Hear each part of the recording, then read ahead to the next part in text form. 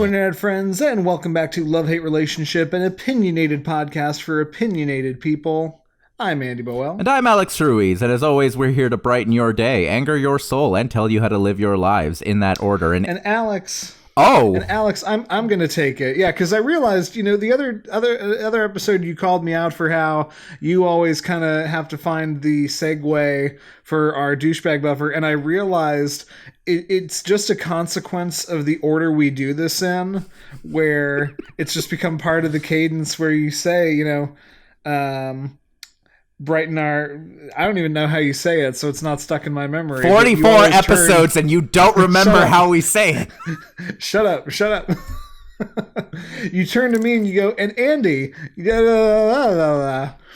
but this time I'm turning it to you, my friend, and I'm taking the initiative here while we weed out the people who are interesting and want to hear what we actually have to say and the people who are not. Cool. And I gotta say, I kind of wish we started recording about 5-10 minutes ago, because you and I just had this very good, lovely discussion about like the Nickelodeon specials, and you brought up this really fascinating point about how you would prefer less is more, and talking about rocket power and talking about Kevin Smith and how he can't just make a movie to make a movie. And I'm not going to have us rehash the whole thing, but I'd rather talk about, I wonder how many other podcasters have a moment like that where they just go, that would have been great, but it's gone to the sands of time.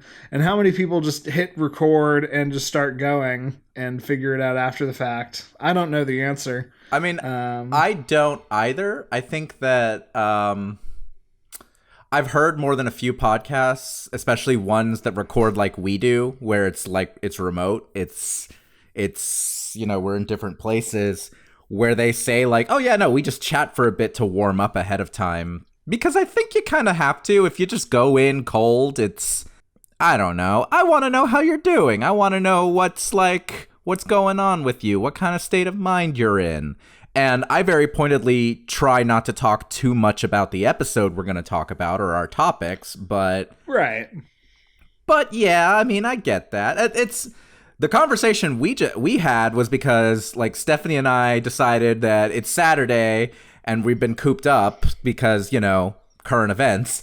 And we were like, let's sit in our jammies and watch cartoons. And we ordered in, like, stuff from a local cafe, and we watched the Rocko's Modern Life special, and it was not great. Beautiful message. Really, really on point. Gorgeous messaging. Had something to say. Like, I'm not mad I watched it. It was also just, I wasn't the biggest Rocko's Modern Life fan. You weren't the biggest Rocko's Modern Life fan.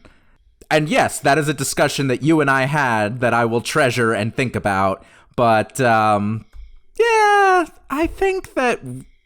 How often do you want to watch the warm-ups for, like, the singers you like or the actors you enjoy? Like... Oh, that's a very fair point. I mean, the answer is very little, if at all. Yeah. I mean, sound checks actually suck. Like, if you've run live sound for music before, right? Indeed. Yeah. So you've run a sound check. I have, yeah. And, And how does it sound? It never sounds very good. I was supposed to be running a sound check for a live stream concert on Friday, and then that didn't happen because current events. Yeah. So, no, I get it. And I can't say that, like this is maybe, I can count on one hand now the amount of times where I've reflected on, wow, our warm-up conversation would have made fairly engaging content. I don't know. I'm not suggesting we do anything different. It was just going through my head of like, if we had been recording, that would have been really, really interesting. Yeah. But there's we're interesting anyway. Yeah. And I mean, a lot of I'll tell you this. A lot of writers, especially fiction writers, most people who write long form fiction, they will way overwrite, and then like your first couple of like your second and third drafts are usually a whole lot of cutting stuff out. And A trick that a lot of writers use is like if there's a scene they really, really love, but it has no real purpose to the overall story. It makes things drag, or it doesn't really accomplish what a nice, tight plot should do, which is just every scene move into another one. A lot of them will have like a folder on their computer that's like cut scenes that I'll do something with one day, and they're never going to do anything with it. Never, ever, ever, ever. But it makes them feel like just a little bit better to have it there. And I think of warm-ups a lot of the time kind of like that, you know? Like they're just... Sometimes they sound really cool. Famously, Sweet Child of Mine, the riff to that was Slash's warm-up exercise. Like, it's just a weird little, arpeggio he plays in a particular scale, and he would just play that to warm up his fingers as he's, getting ready to rehearse or play a show. And it was only after, like, Axl Rose was on time to rehearsal one day and heard it and was like, yo, what's that? That sounds great. And then he, like, wrote lyrics that night when they were at a party, and they just, I was about to say, didn't they record Sweet Child of Mine in, like, 30 minutes or something? Something insane like that? I mean, I don't know about that. I know that, it was, the lyrics were one of those things. They would throw parties, and they would, like, sometimes just get wasted and write songs, and, like, Axl would write lyrics on the back of a pizza box or something. So that's where the lyrics came from. I don't know how quickly they recorded it. I know Slash hates that song. Like, hates it passionately, and thinks it's bad. But admittedly, imagine if you had a little, like, throwaway thing where you were just like, oh yeah, this is what I do just to, like, get myself limber for the actual work that I do. And then people were like, it's the most amazing thing you've ever done. And you're just like, really? That's something I pissed away that, like, I didn't really care that much about. Okay. I guess.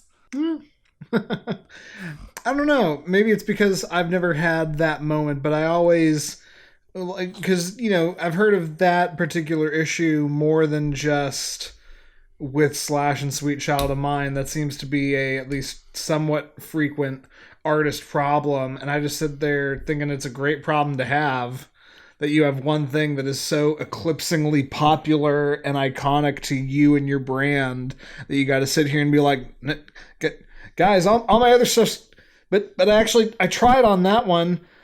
Okay, all right. Yeah.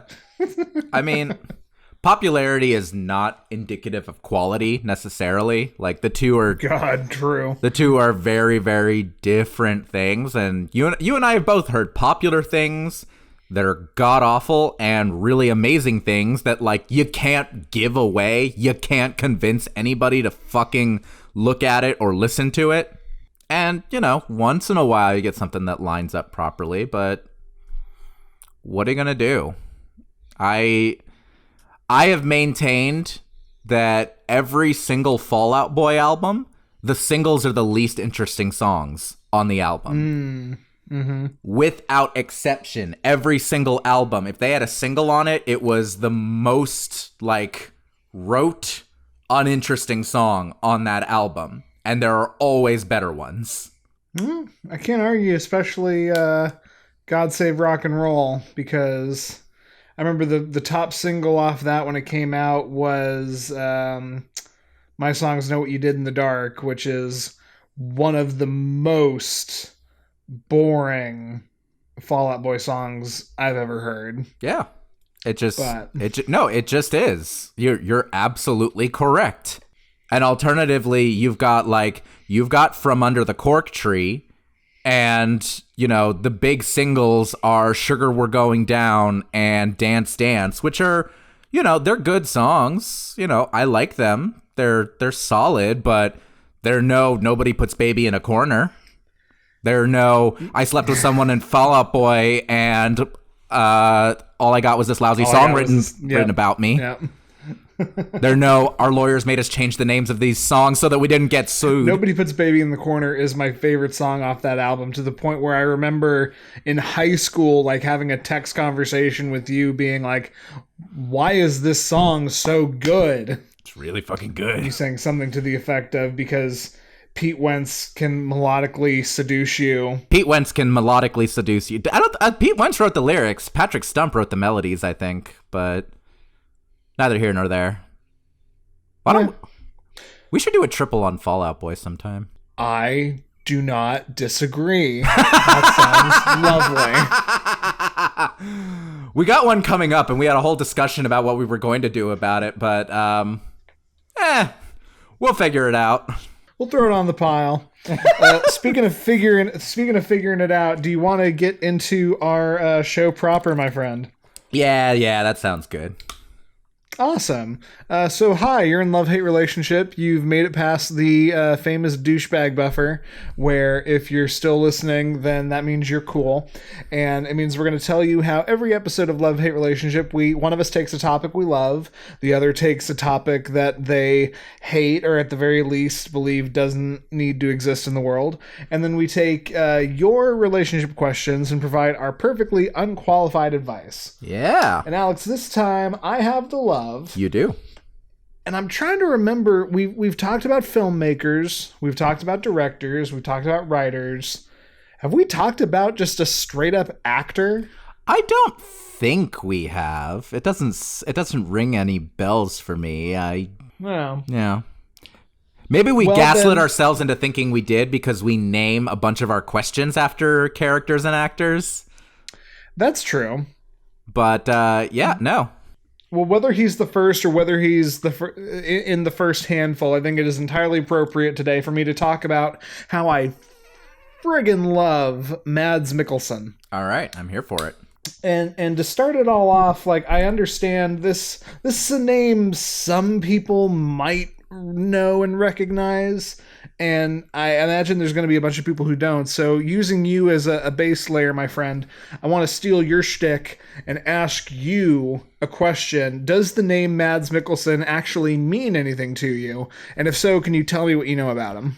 Yeah, no, I think that's a good question, and I think I might be a solid cross-section. I know the name. I think I first saw him in Casino Royale. That was, like many people, I think, my intro to him. And I was like, cool, this dude looks exactly like a Bond villain. And I'm kind of excited to see him here. And then I heard that he was in the new Hannibal TV show, which I have never seen a single episode of, despite your... what would you say? Proclamations? You're begging? Oh, well, proclamations are a good word. We'll talk about the Hannibal TV show. Yeah. I'm not opposed to it. I'm a huge fan of, like, the Anthony Hopkins movies, but besides the point. So I knew he was in that, but I haven't seen any of it. I did see Doctor Strange, and I was like, cool, he's a villain in Doctor Strange. That seems cool. Doctor Strange is a very, like, middle to above average Marvel movie for me. I'm like, okay, it's basically the plot of Iron Man, but for Doctor Strange. So, okay, cool. Yeah. That's fine. I like Benedict Cumberbatch. I like Chiwetel Ejiofor. I like Mads Mikkelsen. We're good. And then I thought he was cool in Rogue One. I liked that movie. I think he is frequently one of the better or best parts of movies that I generally like. That's probably the best way I can put him. That is a delightful characterization. I very much enjoy and support that. Clearly, I agree with you, or else I wouldn't be here to talk about why I love him. And you did a really great job, I think, naming the highlights. I'll get it out of the way. Casino Royale was his big breakout role that, introduced him to the world as the villainous Lashif.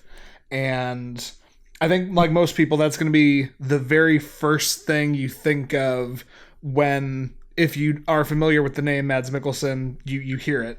That movie was like 14 years ago, wasn't it? It truly was. And Craig is still making Bond movies. The next one's supposed to be the last one, but neither here nor there. I thought the last one was supposed to be the last one. The last one was supposed to be the last one, and then they got an even bigger dump truck full of money and said, no, come back. Like, we'll maybe kill you in this one. We promise. Yeah, okay. Because at this point, all Daniel Craig wants to do is work with Rian Johnson and have ridiculous accents, which I have no problem with. You will find me a respectful, quiet, passive observer of the truth. Yeah, I mean, respect. He's made his money. But we're not talking about either of them yet. We're talking about Mads Mikkelsen, who is a Danish actor, born November 22nd, 1965, to a pretty humble beginnings. He was the son of a banker and a nurse, and just decided that he was going to go into actually dancing before acting, and wanted to be a gymnast and a dancer and focus on athletics. And then as he grew up, he just leaned more and more into the dancing and performance aspect. He began acting in 1996, with his very first role being the star of the movie Pusher, which was directed by a man named Nicholas Winding Refn, who is probably a bit more obscure than Mads Mikkelsen, but is also like just a fucking amazing director. Okay. He is the guy who made Drive, starring Ryan Gosling, The Neon Demon with, I want to say it was Elle Fanning, Bronson with Tom Hardy, and he's been working with Mikkelsen since the start of both of their careers. Pusher was the first movie either of them did. Nicholas Winding Refn is a very interesting guy. I very much respect his work. He puts my butt in a seat. I liked Drive. That's the only one of these I have seen, but I liked it. Bronson is great. Bronson's weird as hell. I really like Drive. I really wanted to see Neon Demon, and I haven't. And actually, my favorite Winding Refn movie is another Mads Mikkelsen vehicle called Valhalla Rising, where Mads Mikkelsen plays like this mute Viking dude. And it's a movie that the script is maybe 10 pages long. That's how little dialogue there is. But it is just so atmospheric and wonderful. And the performances are great. The cinematography is great. It's a very underrated movie that is probably going to be boring to some people, but is utterly delightful to me. All right. But yeah, so that was his first role. Was he played a small-time drug dealer in Pusher, and then basically spent the next decade just making a bunch of Danish films and gaining a lot of popularity and critical acclaim in Denmark. He was nominated and won multiple versions of whatever their version of the Oscars are. I think it's actually called the Lion Award or something, which is kind of badass. Before he had his first minor breakout in Jerry Bruckheimer's King Arthur, which is the one with Clive Arthur, and they all pretend they're Roman. And you know what? That movie's a guilty pleasure for me, I got to admit. But see, I did not see it, but it did not look good to me, and I stand by that. I stand by that surface judgment because it's Jerry Bruckheimer, and I still haven't forgiven him for Godzilla. So. I mean, shit, that's fair. It was a fun conceit of what if King Arthur was real? How would that have worked? What would that have been? Okay, he would have been some Roman with a bunch of like Gaelic knights, and like Merlin and Guinevere are like Pictish barbarians, and it's all about Hadrian's Wall. I wouldn't call it great, but I mean, you and I watched a movie very recently that we both came out of it being like, that was really stupid and not good, but God, we enjoyed it. And that's King Arthur. Well, no, the movie we watched, what was it called? Freefall? Firefall? Well, yeah, the movie we watched was Free Fire, which is like the crappiest version of Reservoir Dogs imaginable, but was fun. But anyway, so he was in Jerry Bruckheimer's King Arthur, Mads Mikkelsen was, and he played one of the knights, and that was like kind of his very first foray into international / American cinema. And he did that. He did a couple other things, and then he had his actual breakout, like we said, as Le Chiffre in Casino Royale, Which was great.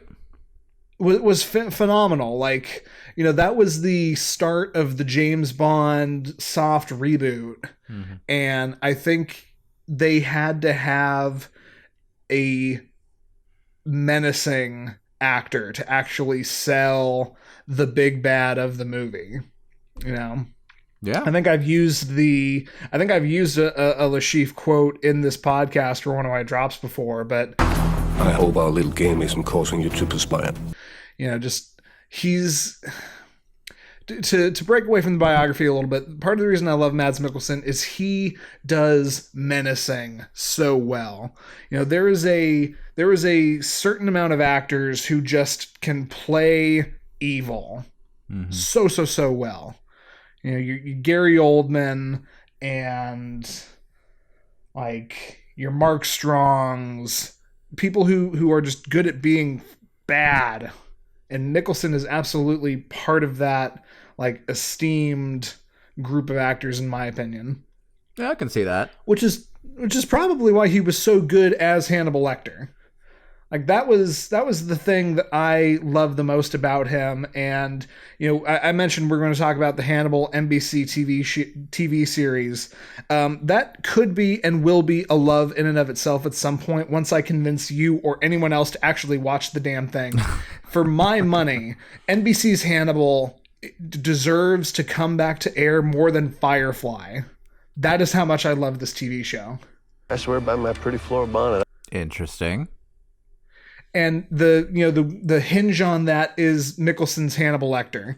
He manages to do something completely different from Anthony Hopkins while still making the character so nuanced, so goddamn charming, but at the same time irredeemably evil. I love it. I love him so much. Real quick, in this sidebar, who is Will Graham in the Hannibal show? Who plays him? Will Graham is Hugh Dancy. Is that his name?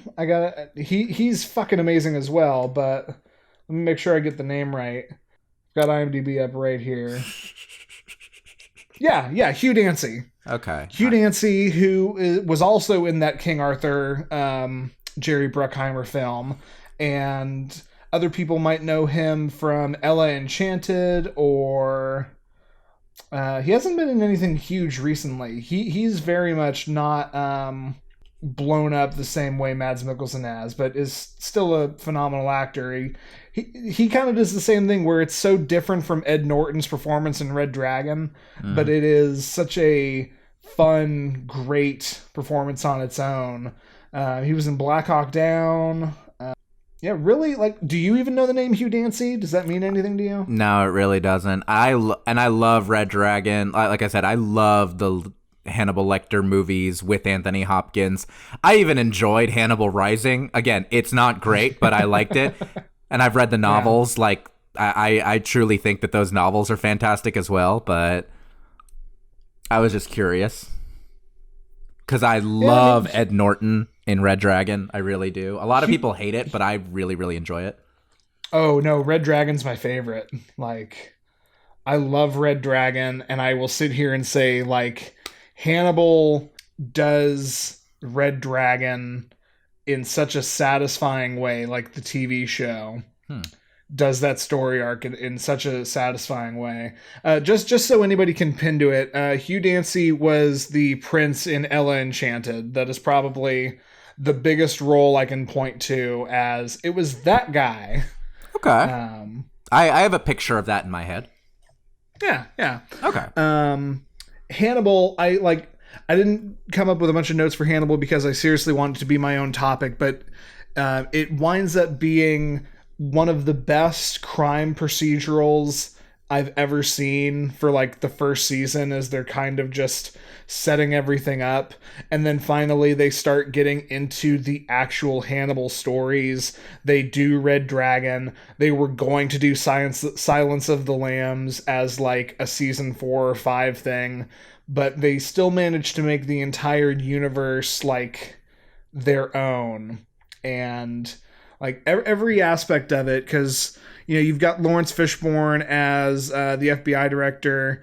Philip Seymour Hoffman's role in Red Dragon, Freddie Downs or Freddie Leeds or whatever, they gender bend that role, and it's played by a woman, and she is just as like despicable and shitty, but awesome. That sounds horrifying, given what happens to that character. Yes, and yes. Jesus Christ. All right, continue. I will save Hannibal for another time because like it is just suffice to say, like it is one of my top 3 favorite TV shows ever made. It's utterly brilliant. It's astounding. It's a Brian Fuller joint. So anybody who's seen Pushing Daisies or American Gods or anything else Brian Fuller's done, like it is just brilliant in a way that man can run a show like no one else. Mads Mikkelsen is phenomenal. Hugh Dancy's phenomenal. Lawrence Fishburne's great in it. Okay. And like I was saying before, I think the key ties into part of the reason that show was so criminally underrated and good is because Mikkelsen's Hannibal Lecter is very different from Anthony Hopkins's, but still utterly charming in the way that evil can be charming, because the guy is pure evil. So going through it again, like you mentioned some of the highlights. Mads Mikkelsen was Caecilius, who was the main villain, if not the boss villain in Doctor Strange, which I consider to be one of the most underrated Marvel movies. It was certainly one of my favorites for a variety of different reasons. He was also in Rogue One, which I'll go ahead and stake my controversial flag is probably my favorite Star Wars movie outside of the original 3. Not mad about it. Yeah. And then maybe most delightfully of all, and this is actually, I mean, probably this is where most people have seen him in. Mads Mikkelsen played Rihanna's evil backstabbing accountant in the music video for Bitch Better Have My Money. Yeah, yo. Yeah, yo. Moon la la. Yeah, yo. I love that song.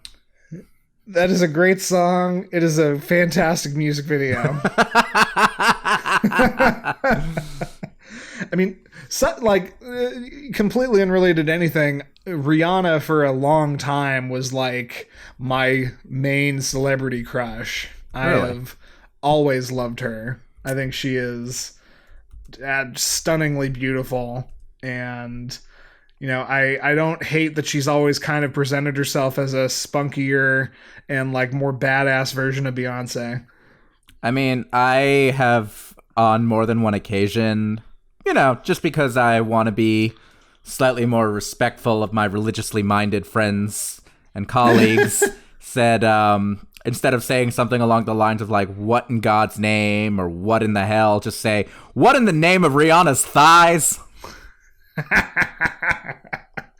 I had no idea where you were going with that, and I was somewhat frightened, but now I'm gonna have to adopt that moniker from you. I'm just saying, like.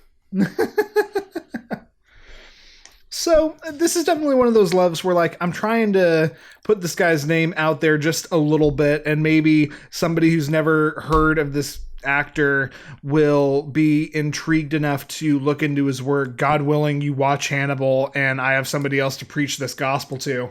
But like the man has done a number of interesting and notable character roles through, I mean, what's really a relatively short career.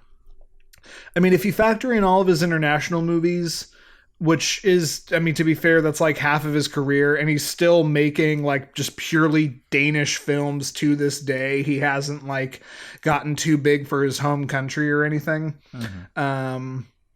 The guy's still working. He does international films, but he'll also like do the more intelligent foreign films. I don't have the title, but he starred in a movie that was like the most expensive film Denmark had ever produced, which I just find interesting.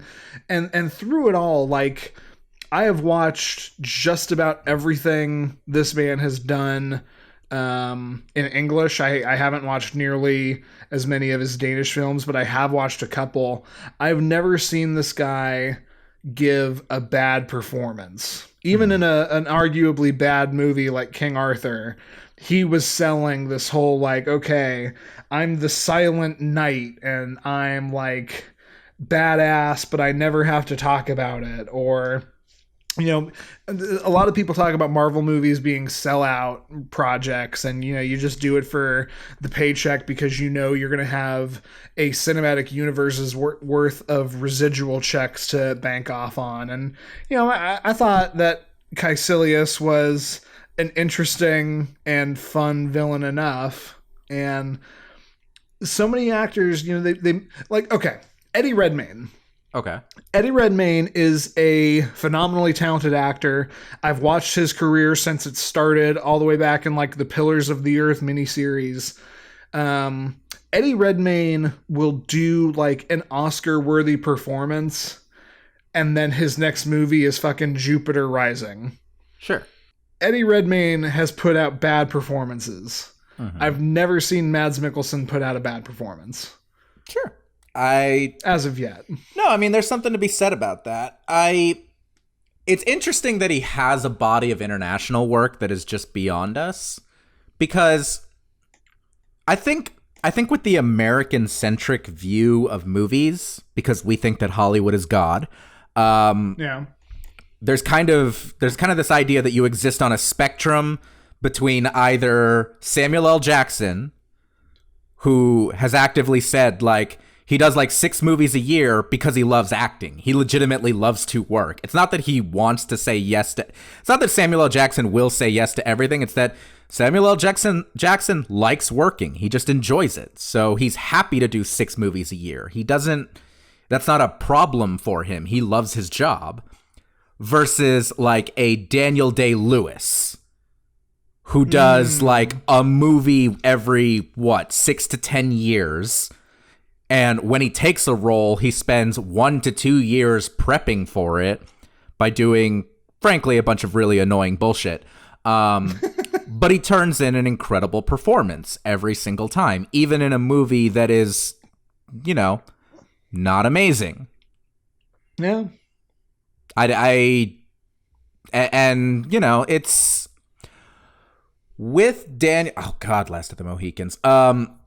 With Daniel Day-Lewis, he is always the best part of just about any movie that he's in. With Samuel L. Jackson, he is frequently the best part of a lot of the movies that he's in. Like, it's not a question of quality necessarily. Like, they're both very good actors, but the amount that they work is different. In the 14 years that Mads Mikkelsen has been on our radar, he's done, what was Hannibal? 3 seasons of like 13 episodes each? Yeah. Yep. Okay, so he's done roughly 33 hours of television. Oh, that's over the course of 3 years. He's done, let's say, a little less than half a dozen movies that have been on our radar.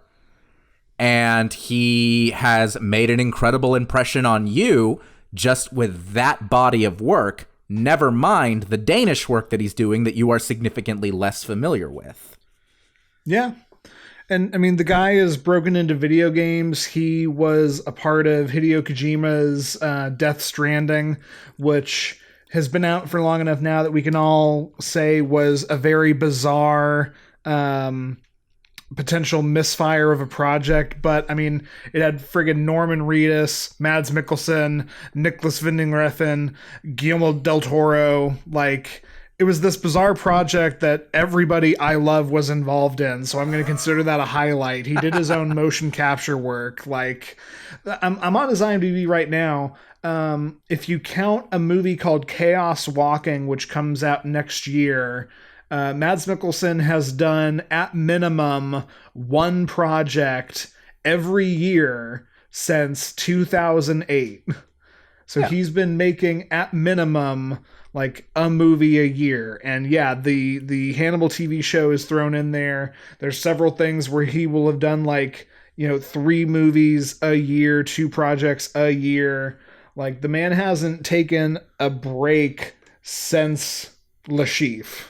Really? Yeah. And I mean, that's the thing with acting, like, especially if you're doing movie acting, if you do a project a year, that's considered a good normal pace. Yeah. Especially if you pepper it in with occasional smaller projects, like being in a music video, like doing a video game.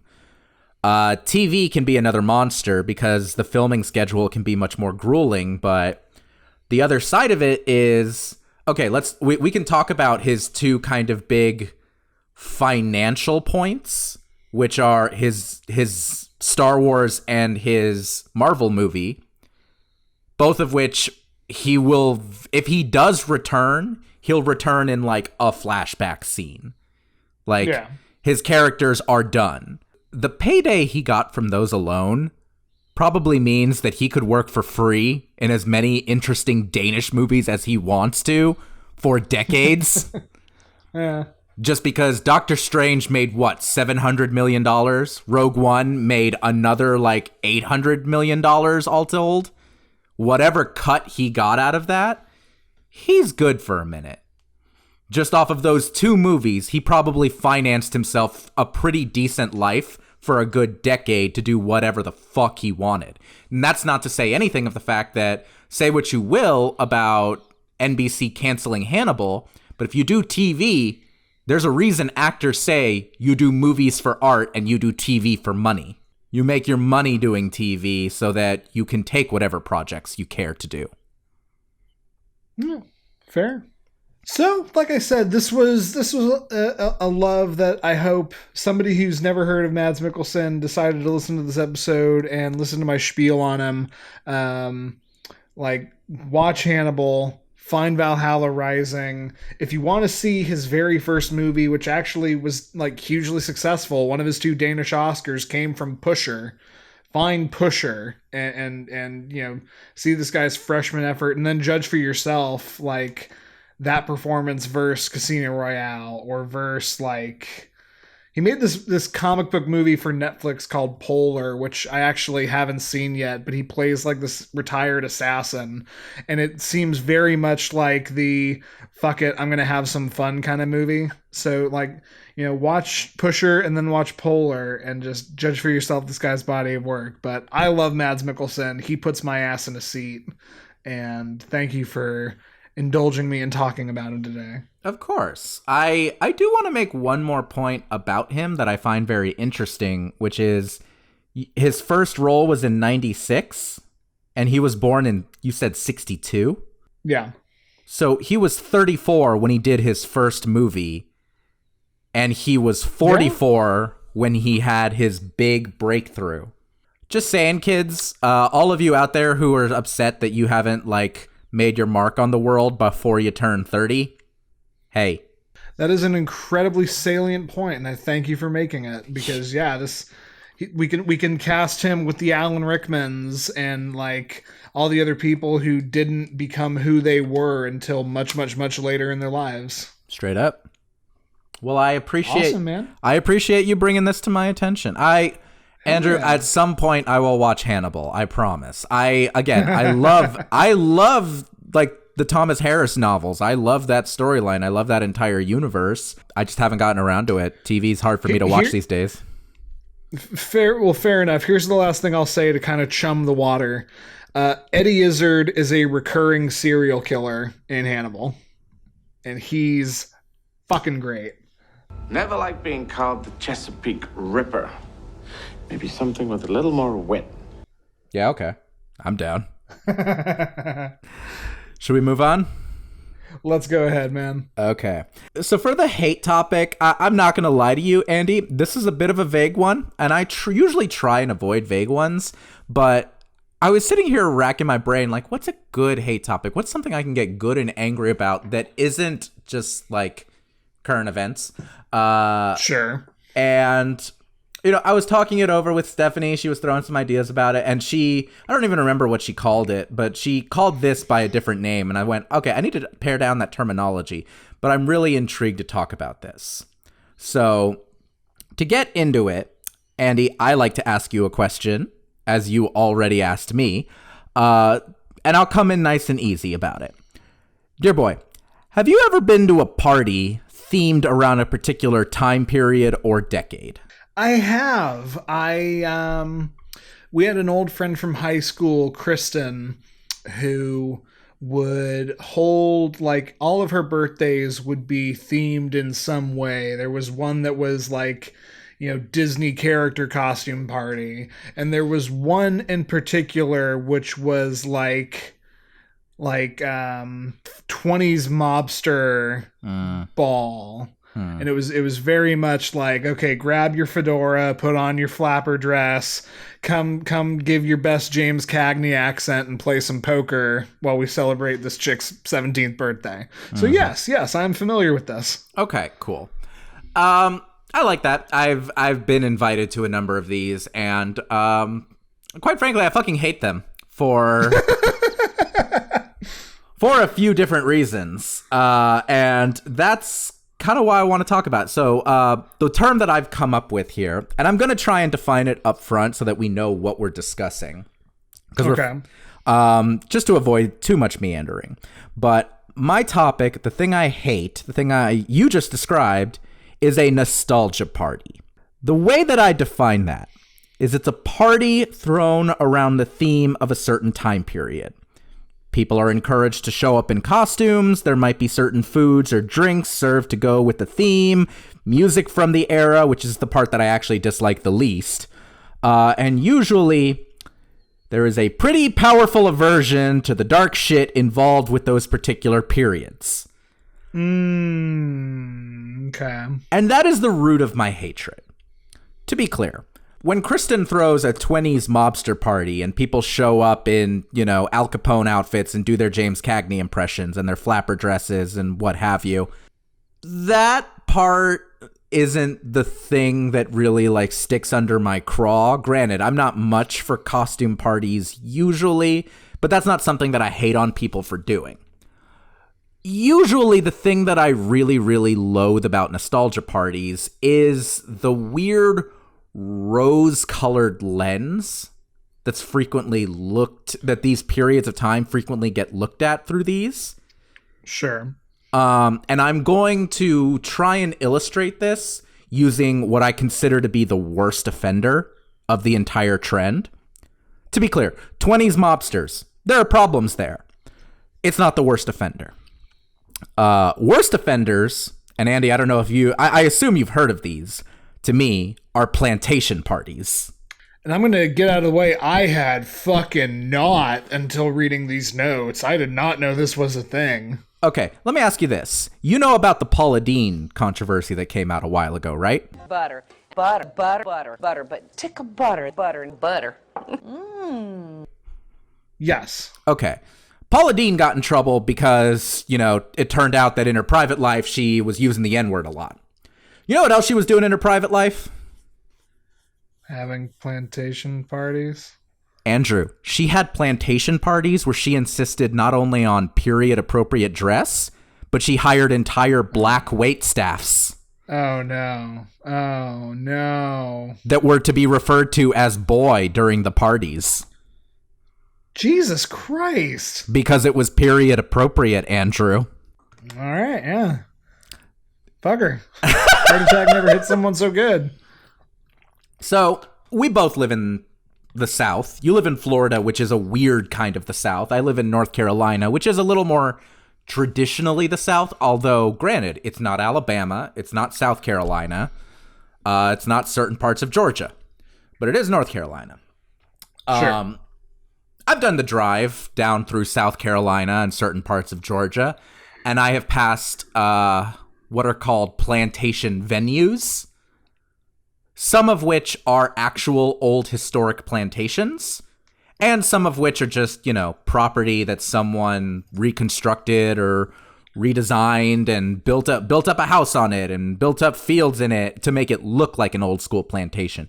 But the point of it is the same. They're spaces that you flat out rent so that you can play pretend for the plantation era, so that you can play Southern aristocrat. I'm not going to pretend that every single one of them does the Paula Deen thing, where they hire an entirely black waitstaff to be referred to as boy.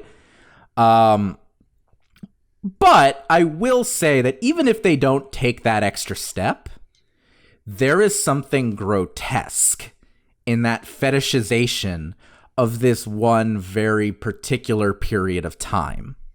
And there's a reason I'm talking about nostalgia parties and not just plantation parties. Sure. And I'll expand to that. But the thing about plantation parties is I think it's the quickest way for people to understand why I get so uncomfortable around these. Why I think they're so fucked up. Because if some people who just, they're not, if some fucking southern suburbanites, or hell, northern suburbanites who just haven't gotten their shit together, think that it's fun to play dress up in, Gone with the Wind garb and go down and play act that stuff, there's an argument to be made that it's harmless fun. And there's an argument to be made that it's fucking fetishizing some really evil shit. And I tend to fall on the fetishization of evil shit side, personally. And I can understand that. I don't think I've ever been to a Southern-themed nostalgia party. If I had been, I would like to think that I would just be acting like Tennessee Williams and talking about cotillions and having a good Southern lawyer dialect, and certainly not being okay with anything fucking racist. Let's use the right words here. Yeah.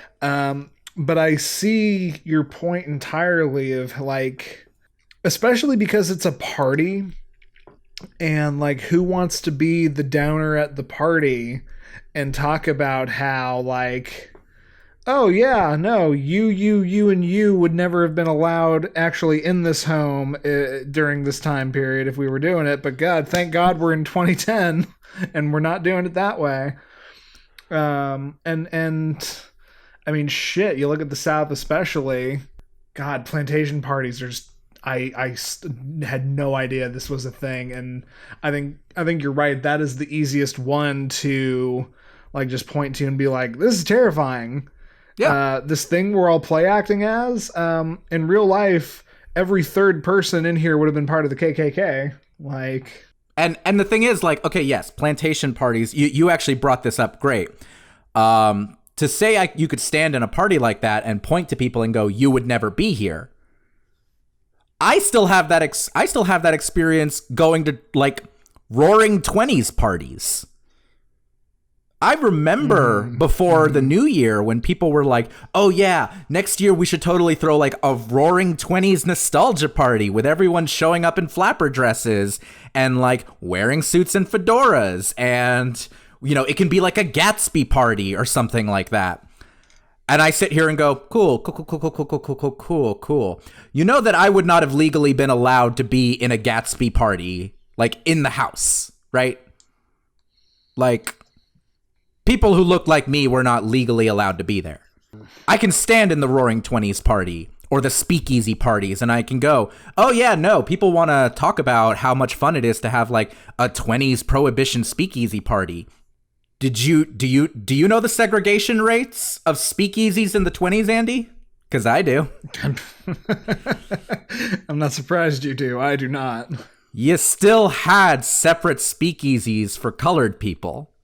I'm not even black, but I still wouldn't have been allowed in those spaces.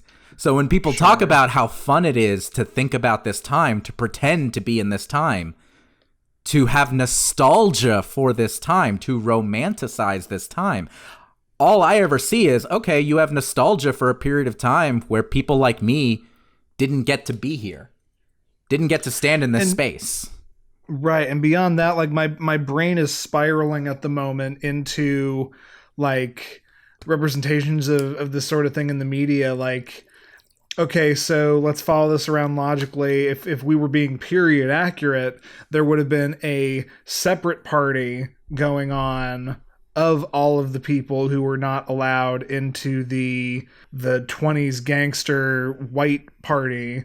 And media tells me that the party you would have gone to would have been better and more raucous and having better booze. And I got to stop myself and be like, holy shit, I have totally had the media romanticize the idea of like, the poor colored people parties were oftentimes like much more banging and kick ass than the white person parties.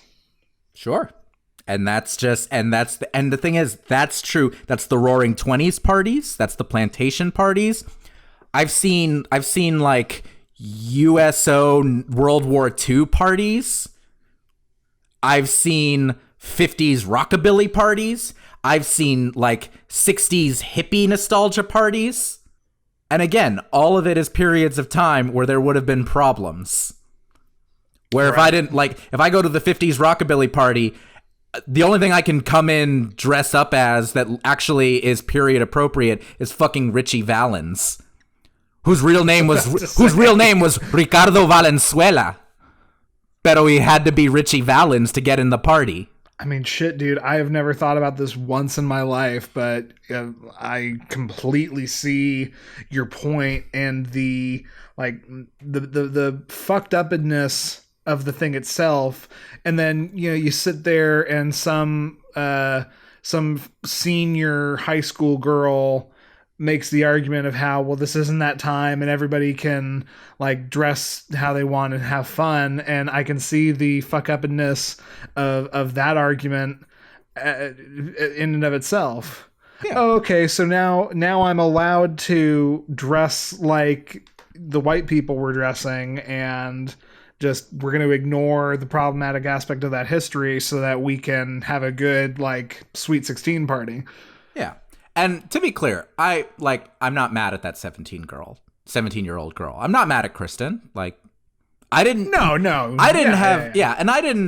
I knew I was uncomfortable with things like that. I didn't have the language to explain why. But it is something that has always made me a touch uncomfortable, kind of like the same way that I always just noticed in movies and TV that people don't look like me pretty frequently in these stories. Like, what is the, like, people seem to think that Hispanics did not exist during the Civil War era. Or if they did, they were all in Zorro land and like in a gold mine in California. Yeah. It doesn't exist. Just like people think that all cowboys were white when most of them were black and Hispanic. But and that's a separate rant. That's a totally separate thing. But my point is, I'm not mad at that 17-year-old girl. I'm not, and you mentioned this. No one wants to be the downer at the party. I've been to parties like these, and I've been uncomfortable, and I've said nothing because I don't want to be the brown guy who needs to tell everyone about how shitty it is that we're celebrating segregation times. Sure. I am that person when I'm having an argument with someone who wants to talk about how we need to get back to like the American values of the 1950s Wisconsin suburbs. And that's a space where I can sit here and go, yeah, those suburbs where I wouldn't have been allowed to walk, where if I walk now, people might still call the cops on me because I don't look like I belong today. Like, I can make that argument. No one wants to hear that argument at the party. And I don't say this so that people who like have wanted to throw parties like this, or who have gone to these parties or participated in these parties, or who even enjoy these parties feel bad about themselves. Mm-hmm. I hate it, and I hate it personally. And my goal, which is frequently my goal with these hates, is I just want people to think about this stuff. I want them, I don't like to ruin people's fun, but I do need people to not pretend that their fun is harmless when it's not. And I need them to think about the implications of it.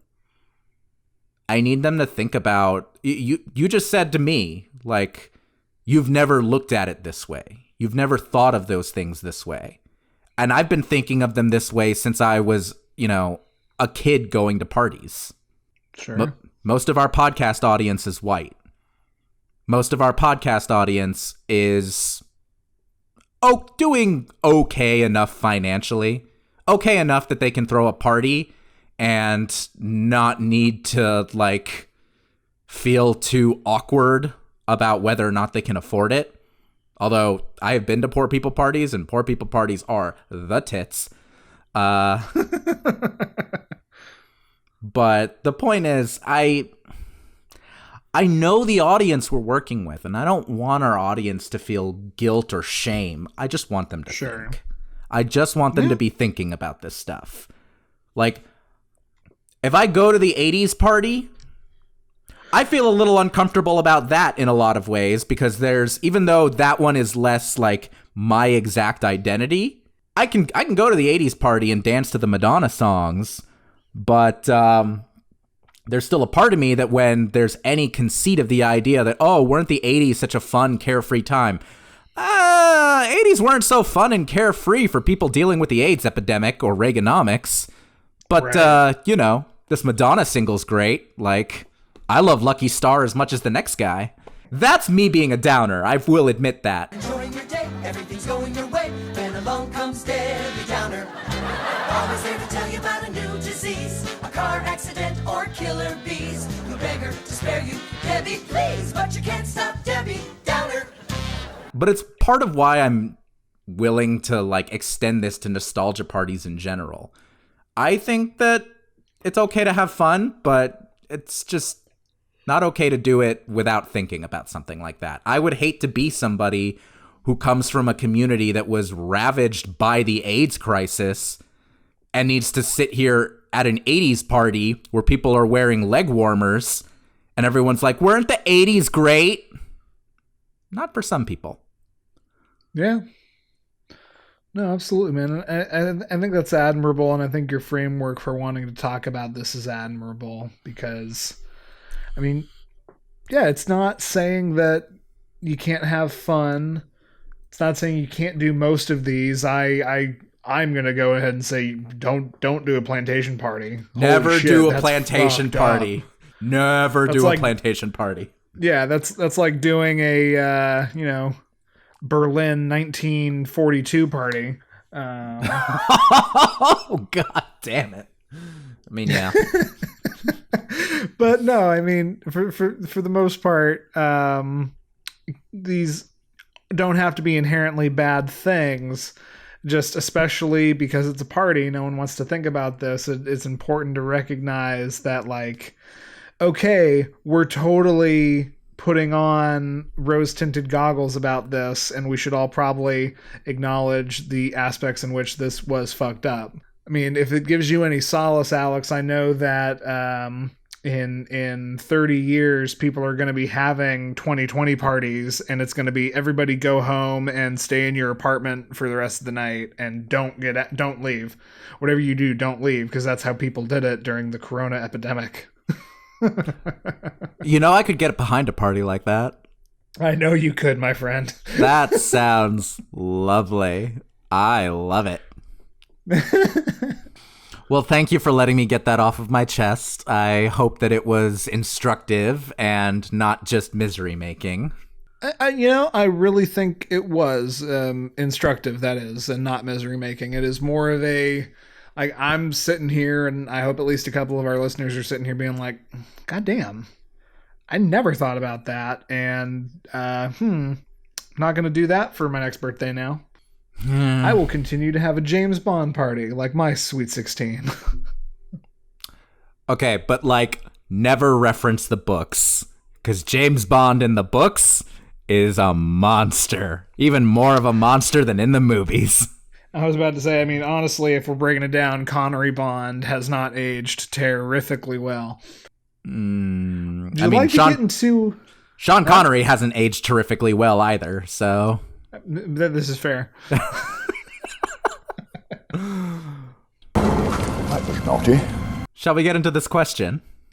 Absolutely. It fits very well with what we were just talking about. Segues very nicely. I.e. racism. Do you want to read or shall I? You pulled it out. You go ahead and read. Okay. For the record, the title of this comes from relationships.txt. We'll link it below. But the title of this is great.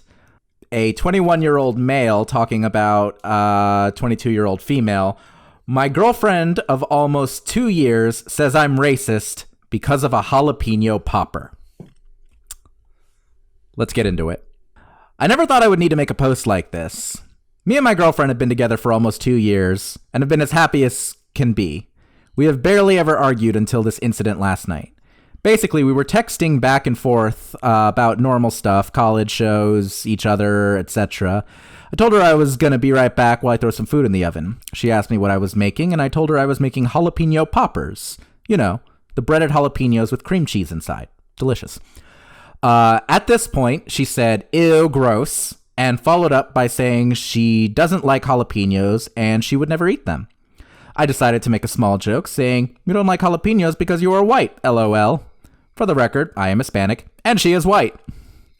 She blew up, yelling all kinds of stuff like, I can't believe you are showing your true colors, and I have been dating a fucking racist, and just going crazy.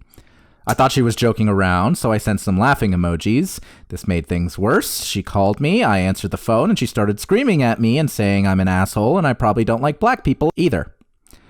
I told her to calm down, and told her it was a joke, and she was like, oh, so my race and my culture is a joke to you. You live in our country, and you start insulting my race. And a lot of other stuff that I can't remember because of how taken aback I was. As of today, we still haven't talked. We have had no problems until this, but apparently I'm a racist because of a jalapeno popper. I don't know what to do from here and how I can solve this problem. I love her, and we planned a life together. I even co-signed on a car for her. I need all the advice I can get. I can provide extra info as needed. TLDR, girlfriend angry because I said she doesn't like jalapenos because she's white. Andy, you're white and like jalapenos. Do you want to start? Yeah. And the first thing we'll start is protect the anonymity of our question asker by giving them a fun nickname and something we can address them by. I've got Ricardo personally. Oh, yes. Okay, that is so much better than I was going to... I had it going the other way, but I was thinking Meghan Markle and Prince Harry. But let's go... I mean, I don't hate it, but let's go Ricky and Lucy. Yeah, Ricky and Lucy. That's rough. Spelled the same way as the other. O-U-G-H. That's right. That shows how little you know about the English language. Hey Ricky, you were a pioneer, and I thank you for that. This person who we are calling Lucille Ball throws plantation parties. Is my vibe. I mean, just there was so much like repressed hair trigger. I can't get over the thing of instantly flipping this around of I've been dating a racist. I can't believe you're showing your colors. I can't believe, like, you hate me. When... I mean, I understand the joke. I got the joke. Lucy did not get the joke, and I think there has to have been so much bad shit brewing up inside of her to just kind of set off this time bomb. I mean, God, what to do here, Ricky? Clearly, you know, you say you love her, you've planned a life together, and more troubling, you've co-signed a car, so you can't just like say, finger guns, back out, have a nice life. I would sit Lucy down and have a hard, long conversation. And I mean, God, you two are in your early 20s, so I remember how stupid I was at 21 and 22, and it's not going to be easy, that's for damn sure. But if you really want to fix this, you need to have a long, hard conversation with Lucy and start it off as working together, as figuring out that neither of you, or at least that you are not racist. She calls you a racist. I want to give Lucy the benefit of the doubt that she's not actually racist, but the anger is so confusing here. And anyway, you need to have a long, hard talk with her and break down like where this is coming from, what has inspired this, how she actually feels, and then hopefully if the conversation's productive enough, you can get her to start to change her viewpoint. And if nothing else, understand what you made was a harmless joke and that she is not the one who deserves to be getting upset by this situation. Alex? Whew. Good thoughts, Andy. Very compassionate, and I'm actually not going to argue I'm not going to argue against your compassion at all. I agree. Talking about this is a good idea. I'm going to start by saying your title is incorrect, Ricky. Your girlfriend of 2 years did not say that you are a racist because of a jalapeno popper. She said you are a racist because she is a racist.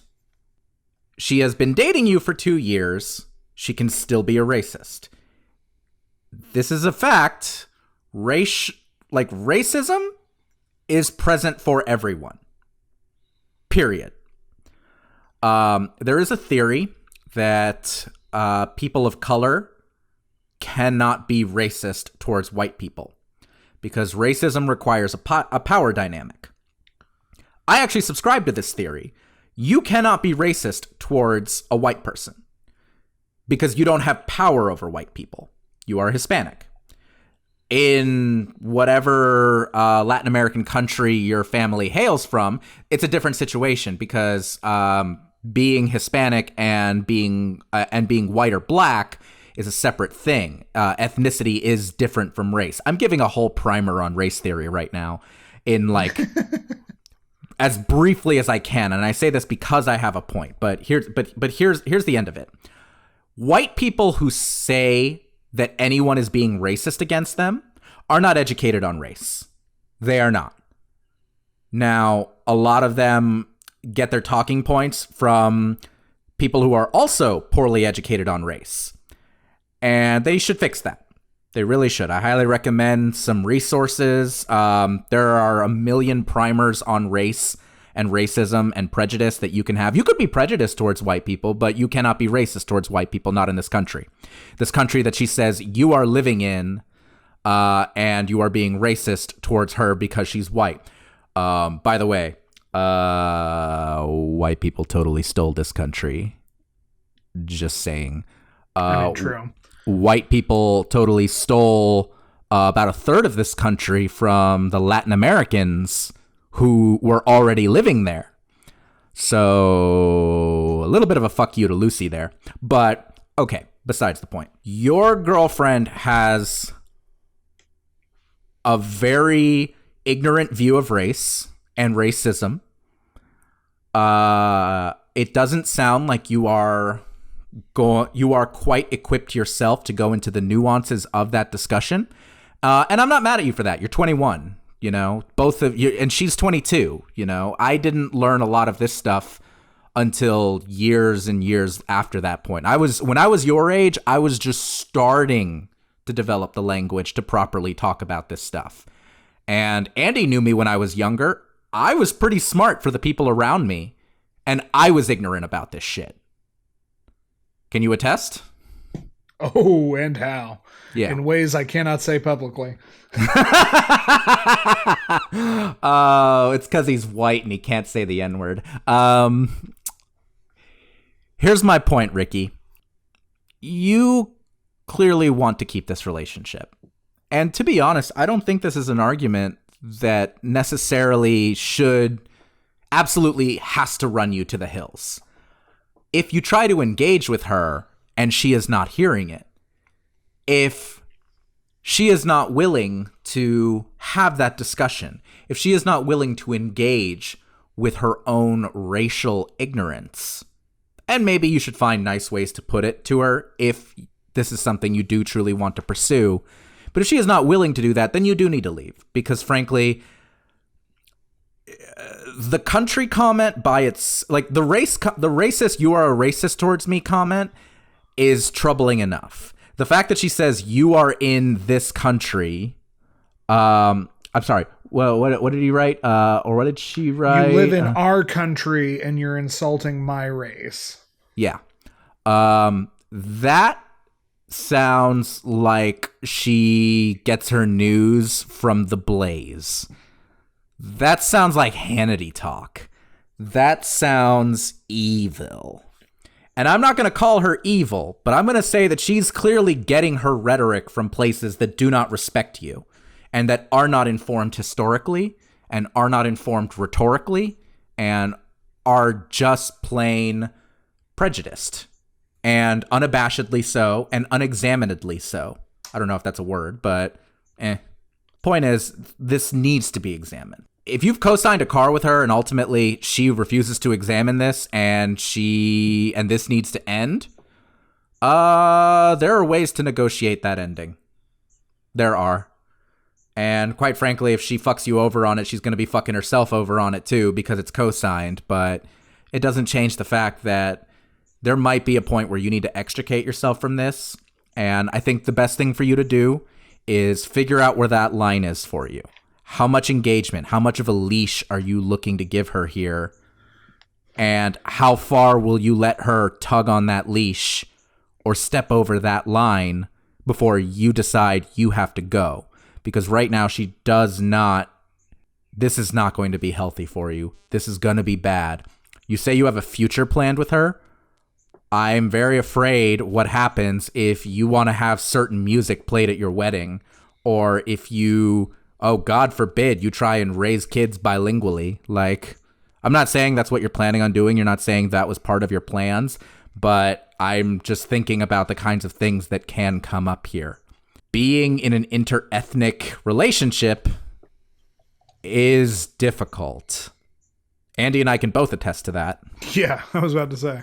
And it really only works if the person with the ethnic privilege is willing to engage with that privilege and see where it is damaging to the relationship, see where it is damaging to the personal dynamics. Andy, I don't presume to know where all these cross sections have happened with you and Mariah, but I know that it is an ongoing conversation with me and Stephanie. Shit's hard. Yeah. Shit's fucking hard. Absolutely. Yeah. Shit is absolutely hard. I mean, a lot of my compassion comes from just trying to give Lucy the biggest possible benefit of the doubt, and yeah, I can see her growing up in a household where Fox is always playing and you've got fucking Sean Hannity spouting this bullshit, and maybe, you know, it was baked into her growing up and that's where a lot of this came, and it's not too late for her to re-examine that worldview. That's why I say, like, you need to have that hard conversation and get her to, at the very least, make the first couple of steps towards re-examining that worldview. And if that can't happen, then I fully say, I mean, yeah, shit, get a lawyer about the car and get out of that. Because you, Ricky, do not deserve to put yourself through the trials and the base layer of tension that is going to be baked into your relationship after this if it cannot be resolved in any way other than she takes a hard look at her fucking beliefs growing up and decides to re-examine them because she loves you. Yeah. Oh, boy. We believe in you, Ricky. So, by the way, can I just say, like, the actual Lucille Ball was a wonderful human being who was essential to just, like, so much progressivism in Hollywood, and I love her dearly. I don't have heroes, but, like, if I did, she would be pretty high on my board. So I'm a little sorry we roped Lucille Ball into this, but, yeah. It worked for the joke, though, so we're good. Exactly, and we will put the joke above most other things for that. Oh, yeah. Oh, yeah. So that's been Love-Hate Relationship. And if you want us to assign you a joke anonymous nickname to solve your relationship problems, and they don't have to be about a boyfriend or a girlfriend, they don't necessarily have to be ways that you can grow as a person out of your latent racism. They can be about just about anything that would fall under the umbrella of a relationship. And we are more than happy to take your questions. We are more than happy to listen to your quarantine problems with the fella or lady or person that you've been stuck with for the past couple weeks, and you're starting to really have some issues and need some help. We are a open ear for that sort of thing. You can send those questions into lovehaterelationship.podcast@gmail.com, where we promise we'll read them. That's right. I'm just realizing now that I don't have my notes open and I don't have this memorized after 44 episodes, but I got Andy to laugh, so it's worth it. You can subscribe to us on Apple Podcasts, Google Podcasts, Stitcher, Spotify, YouTube, or even TuneIn Radio. Hey, ma. Thanks for listening. We would also love it if you reviewed us on any or all of those. You can also tweet us at LHRPod. That's at LHRPOD with your questions, and follow us to keep up with new episodes. I don't know why I'm doing this voice. Andy, for the love of God, get me out of this podcast. You got it, buddy, and I'm going to go ahead and do this voice in solidarity with you. If you want to hear my other podcast, Cult Fiction, it is a movie show I do with the incomparable Stephanie Renee Johnson, and we watch all manner of cult fiction pertinent to this episode. We watch international cult movies as well. We're kind of working through a big Japanese animated movie craze right now. But that is, again, Cult Fiction. And if you want to follow me personally, I am JovoCop2113 on Twitter. That's right. And I am at @A_X_RUIZ on both Twitter and Instagram. Thanks for listening, y'all. You stay safe, stay inside, do what you can, and tell your enemies.